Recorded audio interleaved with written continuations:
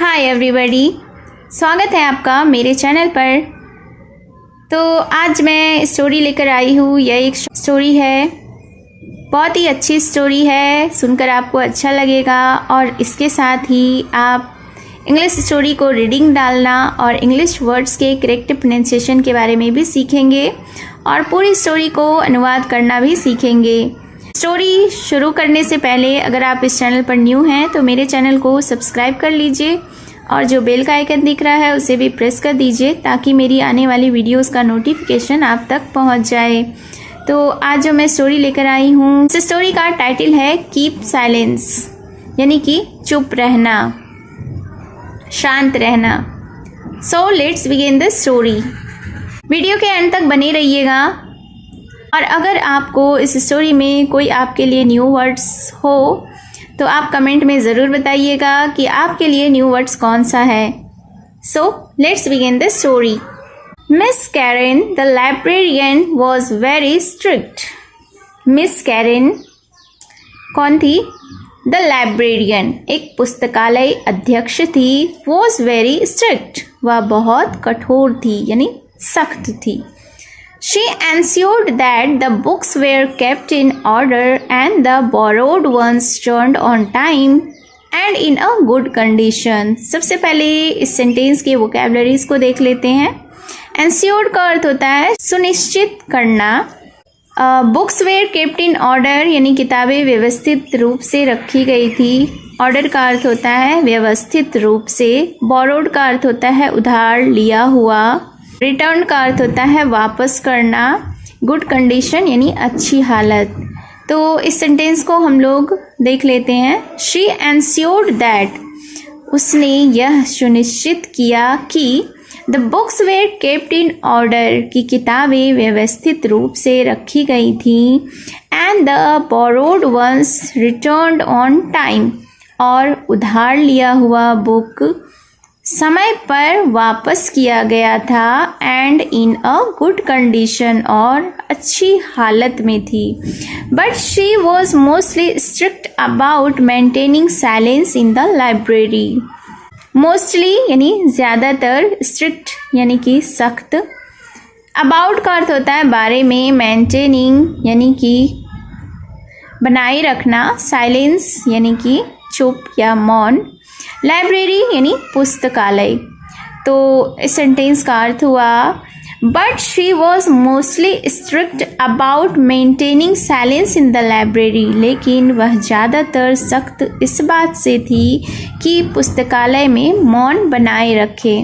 If anyone even whispered loudly she would shut them down. Anyone का अर्थ होता है कोई भी, इवन यहाँ तक, विस्पर्ड यानी कि फुसफुसाना, धीरे से बोलना, लाउडली यानी ज़ोर से, शट देम डाउन यानी उन्हें चुप करती।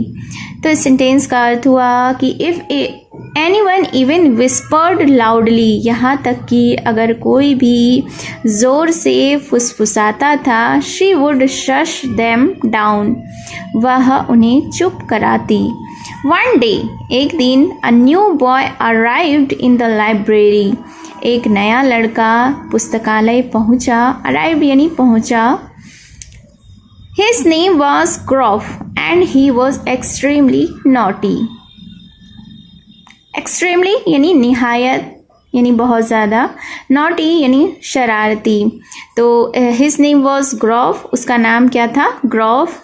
And he was extremely naughty, और वह निहायत ही शरारती था। Miss Karen had a terrible time trying to keep him quiet in the library. Terrible time यानी भयानक समय, कीप हिम क्वाइट यानी उन्हें चुप कराती। तो क्या हुआ कि miss Karen had a terrible time यानी कि मिस कैरन भयानक समय, trying to keep him quiet, उसे कोशिश करती कि उसे चुप रखा जाए इन द लाइब्रेरी, पुस्तकालय के अंदर। But then She saw him sitting at a desk repairing a torn book from the library. लेकिन तभी उसने क्या देखा, उसने देखा कि सिटिंग एट अ डेस्क यानी कि उसे डेस्क पर मेज पर बैठे हुए देखा, रिपेयरिंग अ टॉर्न बुक वह क्या कर रहा था, एक फटी हुई पुस्तक को रिपेयर कर रहा था यानी उसे ठीक कर रहा था, फ्रॉम द लाइब्रेरी जो कि पुस्तकालय से थी। टॉर्न बुक यानी फटी हुई बुक, रिपेयरिंग यानी ठीक करना। द नेक्स्ट डे दूसरे दिन, he was rubbing out pencil marks from another book and then again he borrowed a tattered book and got it bound. फिर क्या होता है कि next day he was rubbing out pencil marks. Rubbing out का अर्थ होता है मिटाना, मिटा रहा था। पेंसिल मार्क्स यानी पेंसिल के निशानों को। अनदर बुक यानी दूसरी बुक, दूसरी किताब। बोरोड यानी उधार लिया। टेटर्ड बुक यानी फटा हुआ, फटी हुई पुस्तक। गॉट इट बाउंड यानी इसे बंधवा दिया।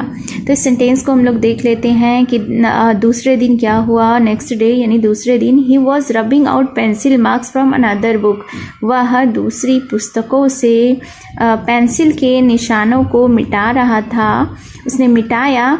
And then again he borrowed a tattered book, और अगेन यानी फिर से उसने एक फटी हुई पुस्तक को उधार लिया। एंड गॉट इट बाउंड और इसे बंधवा दिया।